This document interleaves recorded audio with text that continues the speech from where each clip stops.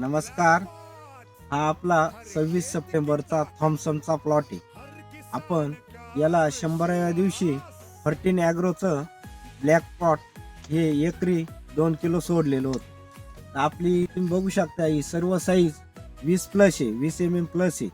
म्हणजे हे जे प्रॉडक्ट आहे हे खरोखरच खूप छान काम करतं आणि मालाची किपिंग क्वालिटी आणि शुगर या दोन्ही आता 16-17+ शुगर आहे याला.